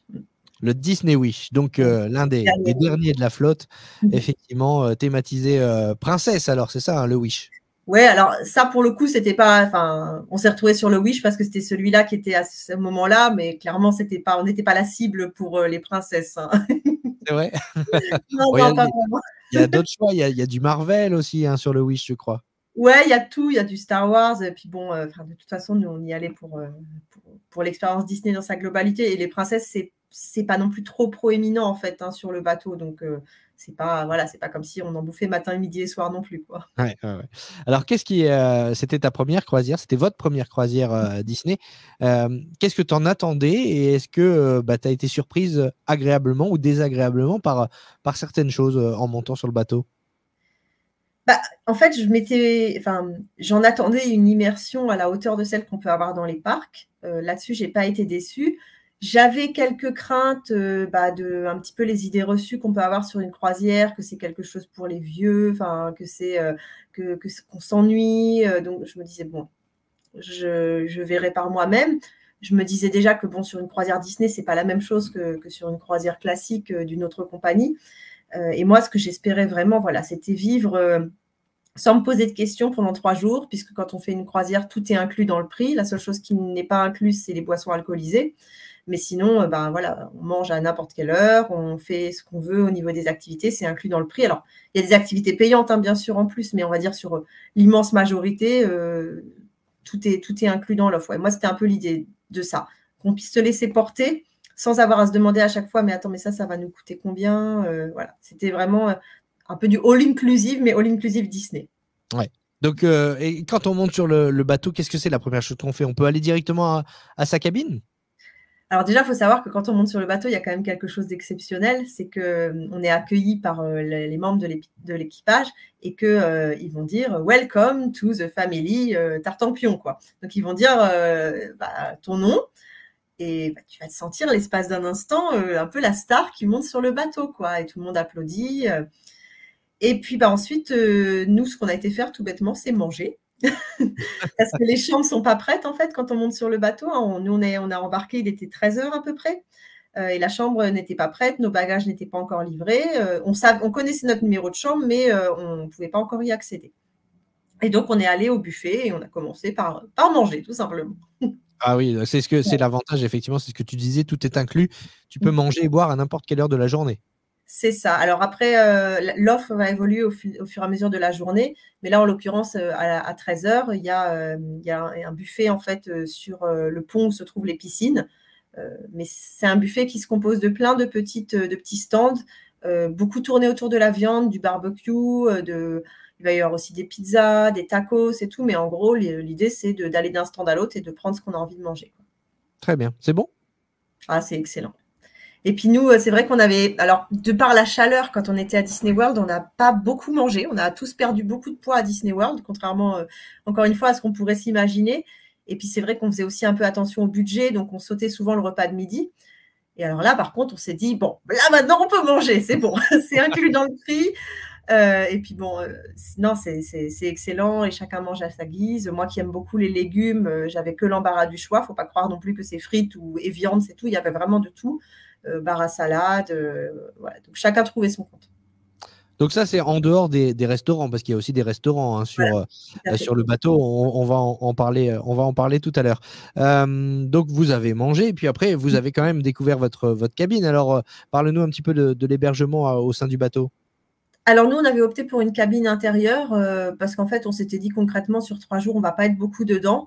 Donc, on a souhaité faire l'économie et prendre une cabine. Donc, on était au pont 9. Pas très très loin en termes de localisation, c'était bien parce qu'on n'était vraiment pas très loin de tout ce qui était piscine et justement restaurant self-service, puisque on avait juste à monter les 2 escaliers et on y arrivait tout de suite. Et la cabine, elle était thématisée pour nous sur le thème de la princesse et la grenouille. Ouais, c'est chouette. Ouais, c'était chouette. Alors après, c'est pas un dessin animé. Moi, je suis trop âgée c'était pas ma génération, et pour les garçons, ça les intéressait pas. Mais malgré tout, on a tous reconnu qu'elle était très jolie, très bien thématisée. Et donc, elle se compose d'un grand lit king size et d'un lit superposé, en fait. Donc, nous, au final, on s'est retrouvés à ce que mon beau-fils dorme avec mon mari dans le grand lit parce qu'il tenait pas. Il était trop grand pour les lits superposés. Bon, il fait 1m90. Et du coup, mon petit et moi, on a dormi dans les lits superposés. Ok, mais au niveau confort, c'est agréable. Ah, c'est génial, enfin, rien à dire. Hein. C'est la même qualité que ce soit dans les lits superposés ou sur le lit principal. Ok, donc, et tu retrouves le confort que tu peux retrouver dans une chambre d'hôtel Disney? Oui, alors bien sûr en condensé, hein, parce qu'il faut se rendre compte qu'une cabine de bateau, c'est petit, mais c'est malgré tout la literie, il n'y a pas de compromis qui est fait. Dans la salle de bain, il y a les produits, les produits de beauté, tout Disney. Enfin, tout est fait, et puis au niveau des rangements et tout est fait aussi pour qu'on puisse, qu'on soit pas avec les valises en plein milieu du passage, à les enjamber pour passer, parce qu'effectivement c'est petit. Là, il y a tout ce qui est prévu pour qu'on puisse bien ranger les affaires et tout, quoi. Ok. Une fois à bord, vous avez pris possession de votre cabine et vous découvrez donc le bateau. Et qui dit bateau dit aussi activité à bord. Qu'est-ce que vous avez apprécié? Qu'est-ce que vous avez fait? Qu'est-ce que vous avez aimé? Alors, avant qu'on aille là-dessus, si ça ne te dérange pas, je voudrais juste revenir sur un sujet qu'on ne connaissait pas, nous, et qui est hyper important à savoir parce que c'est un peu la douche froide quand ça arrive. Dis-nous. Il faut savoir qu'avant que le bateau ne quitte le quai, il y a un exercice de sécurité géant. Et donc, cet exercice s'est fait de mémoire vers 15 heures, sauf que nous, on n'avait pas compris. Et d'un coup, on voit les piscines qui se font bâcher, tous les transats remballés, tous les restaurants qui ferment, plus une chaise disponible, plus rien, et tout le monde qui part. Et on se dit, mais qu'est-ce qui se passe? Pourquoi est-ce que tout ferme? Jusqu'à ce que on se dise, je sais pas, il doit y avoir un truc, on retourne dans notre cabine, on va aller déballer pendant ce temps-là. Et en fait, on est venu nous chercher dans la cabine parce qu'on était dans les derniers passagers manquants pour l'exercice de sécurité. Et effectivement, pendant cette période-là, pour être sûr que personne n'assiste pas à l'exercice de sécurité, ils ferment absolument tout. Il n'y a plus accès à rien, plus de piscine, plus d'aire de jeu et tout. Et donc, on reçoit un point de rassemblement sur un des ponts extérieurs. Et on doit s'y rendre, en fait, c'est une obligation. Le bateau part pas tant que tout le monde n'a pas été à l'exercice de sécurité. Et là, on va nous expliquer comment ça se passe en cas de naufrage. On nous montre les canaux et tout. Ça prend grosso modo 5 minutes. Mais par contre, toute la préparation en amont, c'est vrai qu'elle casse un petit peu la magie, puisque tout ce qu'on avait vu en arrivant, on avait des étoiles plein les yeux, on nous l'enlève. Ouais, c'est important de le savoir, effectivement. Ouais. Oui, c'est pour ça que j'insiste dessus, parce que nous, on ne savait pas. Et sur le coup, mince, quoi, ça commence à peine. Et déjà, on nous enlève tout. Et par contre, après, à peine on avait le temps de remonter des exercices, qu'ils avaient déjà tout réouvert, quoi. C'est quoi les exercices? Est-ce que c'est comme en avion où on vous dit, voilà, il y a les canaux de sauvetage à gauche, les canaux de sauvetage à droite? Oui, voilà, c'est ça. Il n'y a même pas on nous explique que dans notre cabine, il y a un gilet de sauvetage. On nous explique que si il devait y avoir un problème, on doit se retrouver à ce point de ralliement. Voilà, c'est vraiment, oui, c'est du même acabit que les consignes de sécurité dans un avion, quoi. C'est juste que du coup, le bateau est à l'arrêt pendant toute cette période-là en matière d'activité, quoi. Et ça se fait quand le bateau est encore à quai, hein, c'est ça? À quai, tout à fait. Juste un peu, je dirais vers 15 heures, sachant que nous, on avait le départ du bateau vers 16 heures, quoi. D'accord. Ok. Donc, mais alors, on ne vous avait pas prévenu? Parce que tu dis, on est venu nous chercher. Mais on n'avait rien compris, en fait. D'accord, ils font des appels, en fait, sur le bateau. Oui, voilà, mais ne le sachant pas et n'ayant honnêtement pas prêté attention, tout parce qu'on était émerveillés, on était dans notre bulle et on n'a pas fait attention. Voilà. Et après, il y a une application aussi sur laquelle c'était marqué, mais je ne sais pas, ça nous est passé à travers. Mais c'est pour ça que je dis qu'il faut le dire aussi, parce qu'au moins, comme ça, les gens qui potentiellement réserveraient une croisière après nous avoir écoutés, ils le sauront. Tout à fait, tout à fait. Non, mais tu as entièrement raison sur ce point. Il y a la magie, mais il y a aussi les règles de sécurité. On sait que c'est une clé importante chez Disney, chez la Walt Disney Company. Donc, effectivement, le bateau part pas sans que vous ayez fait ce petit rappel sur les mesures de sécurité. Et c'était important de le souligner. Tu as entièrement raison. Bon, ça y est. Alors, tu as pris position de ta cabine. Tu as fait ton exercice de sécurité. Allez, on débâche les piscines. On rouvre les buffets, le voyage, la croisière peut commencer. Un petit coup de klaxon magique, ça, et puis ça y est, c'est parti. Ce moment où on quitte le quai avec le fameux bruit de klaxon ou des cheminées, il y a un petit spectacle aussi qui se fait à ce moment-là avec les personnages. Il y a un compte à rebours, tout le monde. C'est incroyable. Moi, j'ai pleuré à ce moment-là. Hein. Là, ça y est, les vacances commencent et le rêve devient réalité. Et en fait, il faut savoir, donc nous, c'était une croisière de 3 jours, donc c'est relativement court. Et donc, tout de suite, en fait, à la suite du départ, il y a la possibilité de faire c'est un petit peu comme si c'était les journées portes ouvertes du bateau. Et on va nous inciter, en fait, à aller visiter le bateau, à aller voir les différents lieux d'activité. Notamment pour les enfants, les jeunes enfants, il y a toute une zone dédiée en fait aux enfants, un club enfant, une sorte de club enfant, qui est normalement inaccessible aux adultes, mais pendant cette première journée, on va pouvoir venir le visiter, histoire de voir un peu ce que nos enfants vont être susceptibles de faire si on les y met. Il va y avoir possibilité de visiter le club ado, d'aller voir un petit peu les différents bars, les différents restaurants. Et donc ça, je dirais que ça occupe quand même bien la fin d'après-midi, parce que le temps d'avoir tout fait, sachant qu'en plus sur le bateau, les distances peuvent être un petit peu longues, on arrive rapidement à l'heure du repas, quoi. Les enfants en ont profité des clubs Alors le grand, non, puisqu'en fait, lui, étant majeur, il n'y avait plus de club à son âge. Alors il y avait une sorte de rassemblement pour les jeunes adultes, mais bon, il n'a pas souhaité y aller. Le petit, on l'a inscrit, il y allait le premier jour. Alors j'étais pas très sereine parce que il n'y avait pas de personnel qui était francophone. Donc je me disais, bon, comment ça se passe si si tout à l'heure il veut rentrer, il n'arrive pas à se faire comprendre. Et en fait, il faut savoir que déjà, il y a un système sur l'application qu'on a sur le bateau, il y a un système de messagerie entre les personnes qui vont garder l'enfant et nous, où elles vont nous dire, bon, il faudrait venir le rechercher. Mais bon, moi, je me disais, voilà, il ne saura pas l'exprimer en anglais. Donc, au bout d'une heure, j'y suis retournée pour voir un petit peu si ça allait. Et en fait, il était dégoûté que je vienne.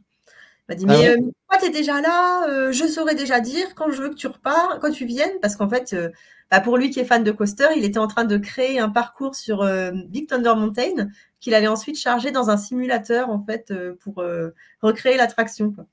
Ah, donc c'est génial. Ouais, des activités vraiment adaptées à l'âge des enfants. C'est ça. En fait, sur le club enfant, il y a toute une zone Marvel, il y a toute une zone Star Wars avec un genre de bestiaire de Star Wars avec plein de petites bestioles et tout. Il y a une partie qui s'appelle la partie Imagineering où là, ils vont créer justement des parcs, créer ces fameux parcours de montagnes russes simulées. Il y a une partie pour les princesses aussi où les jeunes filles peuvent discuter avec les princesses, prendre le thé, voilà. Et puis, il y a une partie de loisirs créatifs, quoi. Donc, il y en a pour tous les goûts. Bon, très très bien. On a envie de retomber en enfance quand c'est comme ça. Ou alors il y a quand même des choses à faire pour les adultes aussi. Ah non, ça manque pas pour les adultes non plus. Hein. Alors pour les jeunes, juste du coup pour la tranche d'âge, donc je crois que le club enfant de mémoire va jusqu'à 11 ans. Et ensuite, il y a un autre club pour les 11-17 qui lui va être davantage, il y aura des PlayStation, il y aura des jeux de société, ils vont organiser aussi des tournois oui, parce qu'il faut savoir que sur le bateau, il y a des terrains de basket, il y a des tables de ping-pong, il y a de quoi faire. Donc, ils vont tout ça, je te coupe, mais c'est en accès libre, hein, on est d'accord, oui. C'est gratuit. Hein. Et c'est gratuit, tout à fait. Ah, c'est gratuit, c'est inclus dans le prix. C'est inclus dans le prix, voilà. C'est juste que du coup, dans le club ado, ils organisent en plus des petits tournois, histoire de rassembler les jeunes ensemble, des tournois de basket ou de ping-pong. Mais tout ça, c'est inclus. Ouais. Ok, très, très, très, très bien. Et donc, pour les adultes? Pour les adultes, alors il y a tout un tas d'activités gratuites. Ça va passer par apprendre à dessiner des personnages. Ça va être des conférences. Moi, j'ai assisté à une conférence sur la création du Wish. Il y a du cinéma qui est aussi à toute heure. Et donc, comme on est en mer, ça va être des films qui vont être en salle à ce moment-là. Nous, on avait le dernier Indiana Jones, le manoir hanté, là, qui est sorti l'été dernier, ce genre de choses. Bon, mais il y a évidemment toute la partie sportive, avec les terrains de basket, tout ce dont je parlais avant, les piscines. Ça c'est pour petits comme pour grands. Et après, il y a quelques activités payantes aussi, notamment tout ce qui va être dégustation d'alcool, de whisky, de rhum. Il y a un spa. En activité gratuite aussi, il va y avoir des blind tests, des choses comme ça. Mais bon, ça, c'est vrai que quand on n'est pas anglophone, c'est assez difficile d'y participer. Ouais. Et il y a le bingo. Le bingo, nous, j'avoue qu'on a rigolé, on l'a fait. On n'a pas gagné, mais c'était super rigolo de tenter sa chance, quoi. Ah, c'est marrant. Il y a des lots à gagner alors. En fait, oui, bon, on paye son carton, quoi, mais derrière, il y a de l'argent à gagner, en fait. D'accord, ok.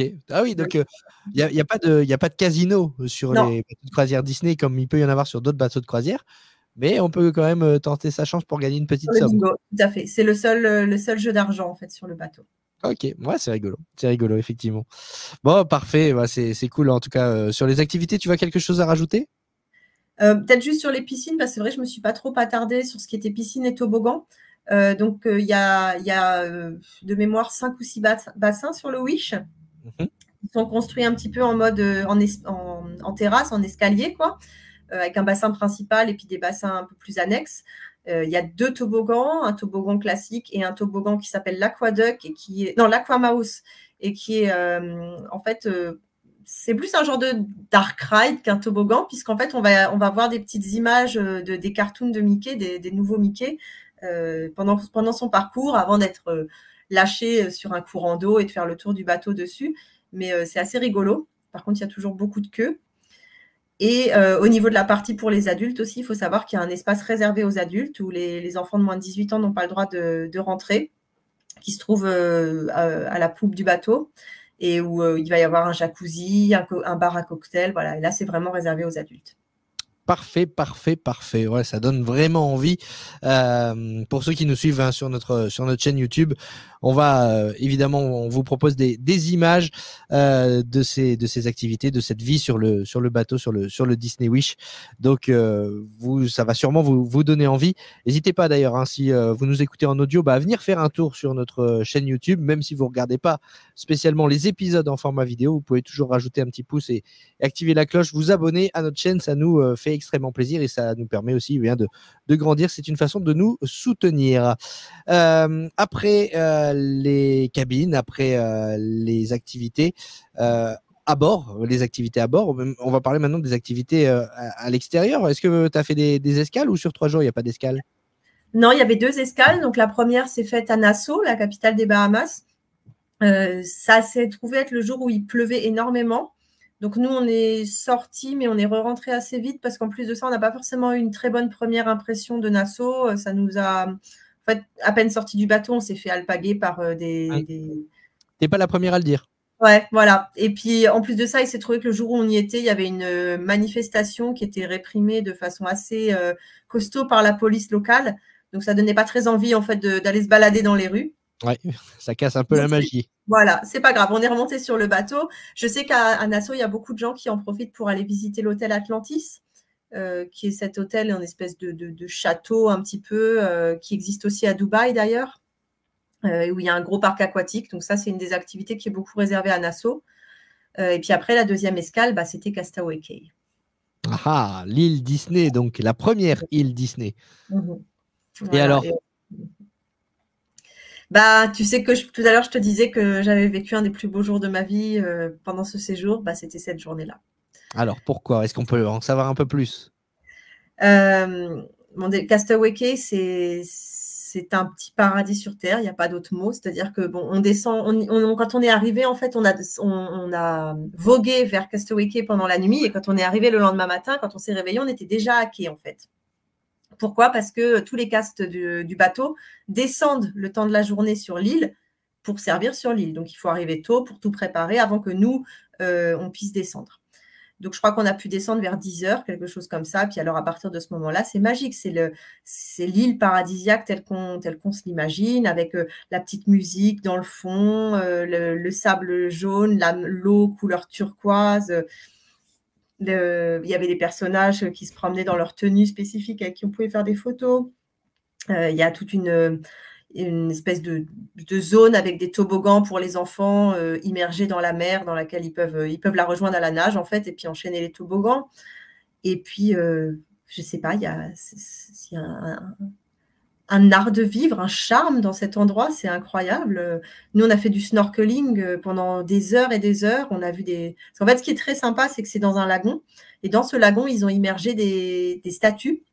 Donc, des statues Disney. Il y a même un des anciens Donald, non, comment il s'appelle? Dumbo. Un ancien Dumbo du manège de Disneyland en Californie. Les petits wagons, ils ont été remplacés, les wagons en forme de Dumbo, et il y en a un d'entre eux qui a été immergé dans le lagon de Castaway Cay. Donc, en fait, en faisant du snorkeling, on voit des très, très beaux poissons, mais on voit aussi, du coup, tous ces petits trésors cachés, et ça se fait comme une chasse au trésor d'aller les récupérer. Et puis, le midi, du coup, c'est barbecue géant sur l'île. Là, on retrouve les gens qui travaillent en cuisine sur le bateau, qui sont là pour faire le service. Et puis, il y a toutes sortes de viandes, toutes sortes de salades. Pareil, dans une ambiance tropicale, les pieds dans le sable. Je ne peux pas te dire autrement que c'est merveilleux. C'est magique, effectivement. Alors, c'est une île Disney, donc je comprends que tu aies vécu la magie, mais c'est intéressant parce que finalement, tu disais le plus beau moment du séjour, je l'ai vécu pendant une croisière Disney, mais c'est néanmoins à l'extérieur du bateau. Oui. C'est sur l'île de Castaway Cay. En fait, il y a des raisons personnelles aussi qui font que c'était un des plus beaux jours, c'est qu'on a vraiment passé ce moment en osmose à faire du snorkeling avec mes 2 enfants et à être émerveillés par tout ce qu'on voyait et tout. Et on est dans un monde aujourd'hui où c'est difficile d'encore émerveiller les enfants et a fortiori des jeunes adultes comme mon beau-fils. Et là, de voir en fait la magie dans leurs yeux, l'émerveillement, la surprise. Pour moi, en tant que maman, c'est en ça que c'était la plus belle journée de ma vie, quoi. C'est des émotions que je pensais pas pouvoir encore vivre avec eux, quoi. Ah, j'ai les poils rien qu'à t'entendre parler parce que c'est vrai qu'on est dans une période où c'est difficile d'intéresser certaines générations où parfois ils sont plus intéressés à être le nez collé sur leurs écrans que à s'émerveiller de tout ce qu'ils ont autour d'eux. Et c'est vrai que c'est des beaux moments à vivre quand la famille est réunis comme ça, quand on retrouve le noyau. Donc, c'est vraiment chouette. C'est vraiment très, très chouette. Tu fais bien de le dire, les écrans, parce qu'il y a un petit bonus pour nous les parents quand on est sur la Disney Cruise Line, c'est qu'il n'y a pas de Wi-Fi. Il n'y a pas de Wi-Fi. Donc, il y en a, mais il est payant, donc personne ne le prend. En tout cas, moi, je ne l'ai pas pris et c'est vrai que beaucoup de gens ne le prennent pas. Donc, en gros, la seule possibilité qu'on a, on peut uniquement aller sur l'application de la croisière avec laquelle on peut, notamment, comme je disais, il y a un système de Messenger où on peut s'échanger entre nous pour se dire on se retrouve à tel endroit et tout. Mais sinon, il n'y a pas de réseaux sociaux, il n'y a pas d'Internet, ils ne peuvent pas appeler les copains et tout. Donc, ils sont à 100% avec nous, quoi. Et ça, c'est tellement rare. Et c'est tellement bien. Hein, ouais. D'accord.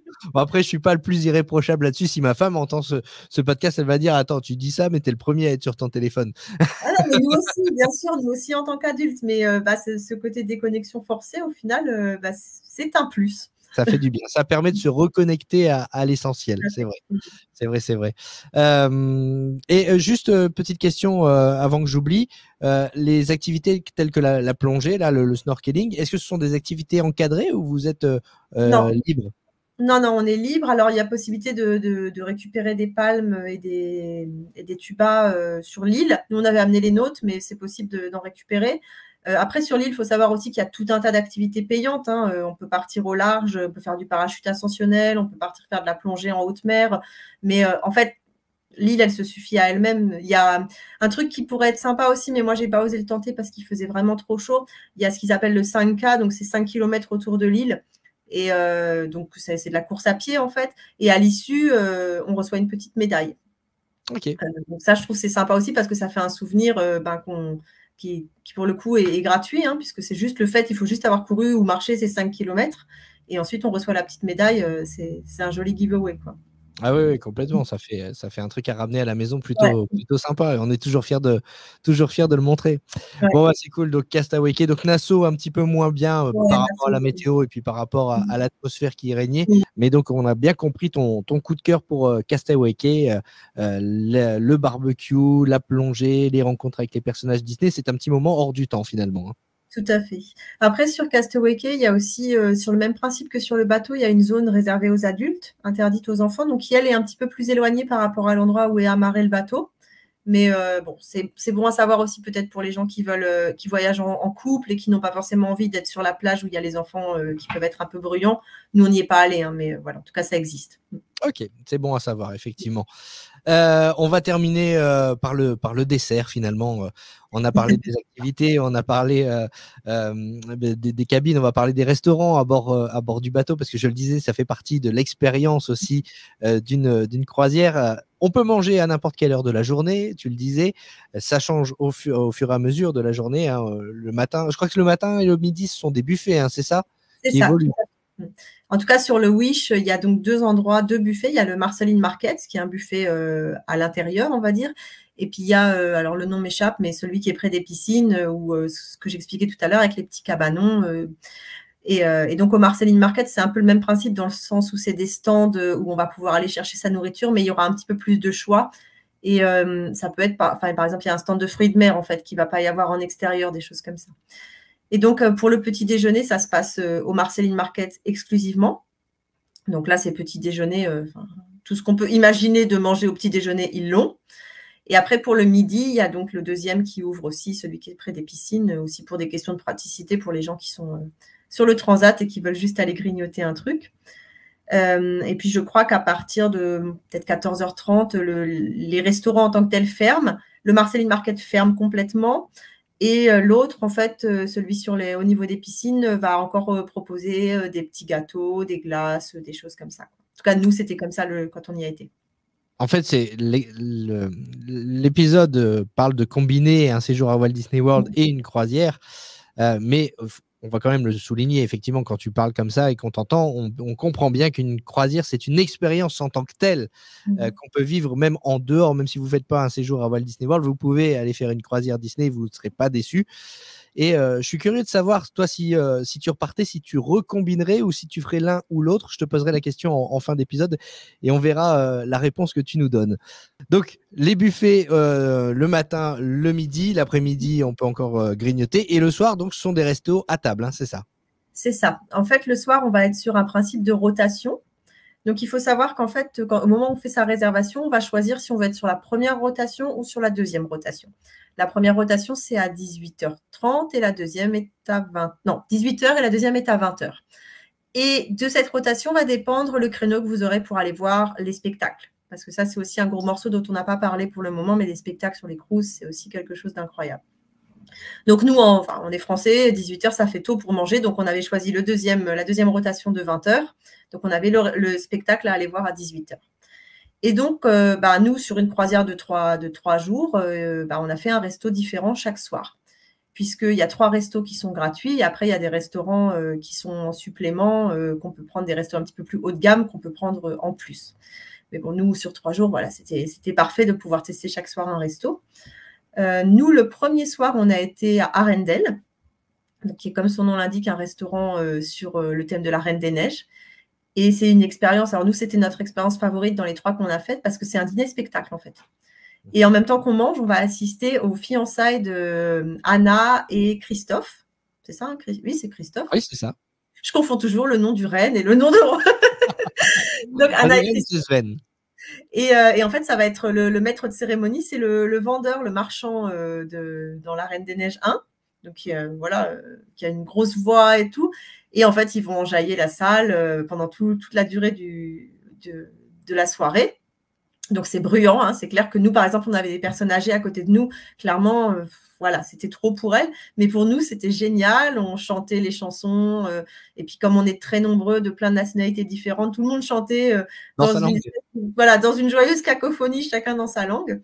Ah, et on a même réussi, nous 4, à gagner. Il y a eu un concours dans un autre monde de la table qui mettait le plus d'ambiance. Et on a réussi, en faisant tourner les serviettes et tout, à gagner. Et on a gagné une part de gâteau. Cocorico. Voilà, c'est ça. Donc, non, ça, c'était une super expérience. Après, ce qu'il y a dans l'assiette exceptionnelle. Donc là, une nourriture un peu d'inspiration scandinave, avec beaucoup de poissons et tout. faut savoir que on n'est pas limité, c'est pas j'ai une entrée, un plat, un dessert, c'est vraiment si tu leur dis j'aimerais bien goûter toutes les entrées et puis après tous les plats et après tous les desserts, ils te le font. C'est vraiment, enfin voilà, c'est et de la même manière, alors ça on l'a su par après, si admettons, peut-être ça vaut le coup sur les croisières un peu plus longues, il y a un plat que tu as adoré dans un restaurant, puis bon, tu n'es pas dans ce restaurant-là le soir-là, mais tu aurais bien aimé remanger ce plat, il n'y a pas de souci, tu le dis à ton serveur et il va s'arranger pour te faire rapatrier ce plat-là depuis l'autre restaurant. Oui, parce qu'on l'avait dit dans l'épisode avec Fanny, sur lequel on avait évoqué en long, en large et en travers les croisières Disney. Effectivement, le serveur vous accompagne tout au long de votre croisière. Ce n'est pas un serveur différent selon les restaurants. Vous gardez le même serveur, c'est le serveur qui vous suit dans les restaurants où vous êtes. Et donc, il y a un service finalement personnalisé. Hein. Exactement. En fait, le premier soir, il apprend à vous connaître.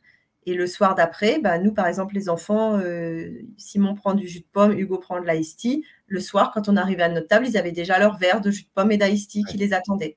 Moi, j'avais dit à mon serveur, j'aimerais bien garder les menus tous les soirs. Et en plus du menu sur la table, il me mettait un menu sur ma chaise qui était le menu que je pouvais ramener en souvenir, quoi. Et de la même façon… Ça c'est le genre de… Enfin, voilà, quand tu dis ça, souvent, on nous demande, mais qu'est-ce qu'il y a de plus dans une croisière Disney que dans une croisière classique ? Voilà, typiquement, la réponse est là, quoi. Tout à fait. C'est ça, il en va de même pour les personnes qui font les chambres, hein, par exemple. Alors, à peine on a quitté sa chambre, la personne, elle est tout de suite aux abois. En fait, ils attendent dans les couloirs et tout de suite, ils viennent regonfler les oreillers et tout. Et ils savent combien il y a d'enfants dans la chambre. Ils vont disposer des petits chocolats, des petits bonbons. Ils vont faire des formes avec les… Enfin, il y a vraiment ce côté… on essaie toujours de vous surprendre, de vous montrer qu'on est aux petits soins pour vous. Ça, je ne pense pas qu'on le retrouve ailleurs. Non, c'est clair. Du coup, je t'ai coupé, mais alors Arendelle, c'était une expérience Arendelle, super, géniale. vraiment très, très bien. Le deuxième soir, on était au 1928, je crois. La date de naissance de Walt, c'est… Non, la date de naissance de Mickey Mickey 1928. J'ai un doute maintenant. Enfin, c'était un restaurant avec un… J'ai un doute si c'était la date de naissance de Walt ou la date de naissance on va regarder. Restaurant Disney Wish 1923. 1923. Donc, j'étais faux dans tous les cas, je crois. Mais… Donc, 1923, c'est la création du studio Disney. Studio, voilà, oui, puisqu'on a fêté les 100 ans. Donc, ce restaurant-là, il est vraiment… alors, il est plus distingué, en fait. Hein, on est quand même sur déjà une ambiance un petit peu plus restaurant à la française, avec les belles nappes blanches et tout. Mais ce qui va être super chouette, c'est qu'il y a des vitrines un peu partout avec des petits souvenirs en fait de l'animation. Ça va être des celluloïdes, ça va être des pages de script, des petites figurines, enfin vraiment plein de choses en rapport avec les grands classiques d'animation. Donc c'est très joli à regarder, ça fait un effet un peu musée. Au niveau de la nourriture, pareil, on est sur quelque chose d'assez semi-gastronomique, on va dire, quoi. Hein, donc très bien présenté, des petites quantités, mais très jolies. Vraiment l'expérience un petit peu, oui, à la française, on va dire, quoi. Donc ça change en termes d'ambiance par rapport à Arendelle la veille, parce que là, ça va être très cosy, très guindé et tout. C'était super sympa malgré tout, parce que après tout, c'est aussi ça, hein, d'aller dans les parcs et tout, c'est de pouvoir changer d'expérience d'un jour sur l'autre. Et le troisième soir, alors là, c'est mon gros bémol, c'est le restaurant Marvel.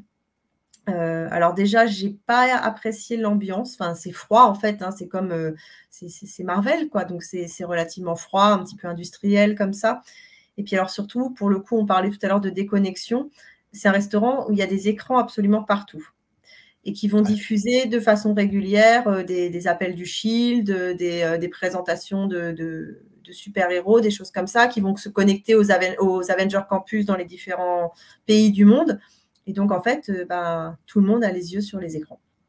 Les enfants ont les yeux. Et du coup, par rapport au fait de pouvoir se parler, de pouvoir profiter du repas et tout, on est complètement interféré par ces écrans.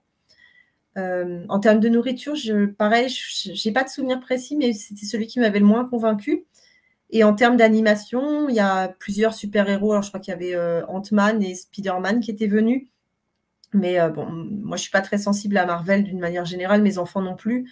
Et ouais, il n'y avait pas ce côté magique, en fait. Là, c'était vraiment c'était Marvel, quoi. C'était…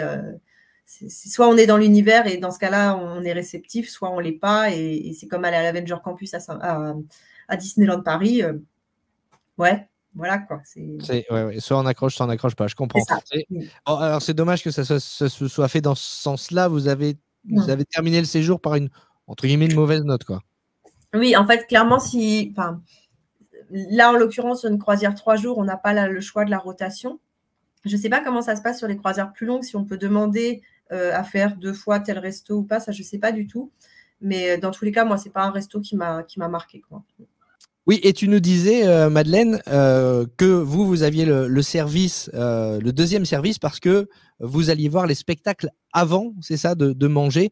Les spectacles, ça fait aussi partie intégrante d'une croisière. Hein. Ah bah les spectacles, mais ça on l'a souvent, je pense, déjà dit, même dans le podcast, les spectacles sur la croisière sont dignes de Broadway. Et vraiment, c'est pas un élément de langage, hein, c'est la réalité, c'est juste incroyable. Nous, le premier soir, on y allait tout seul avec mon mari parce que les garçons préféraient aller faire du baby-foot.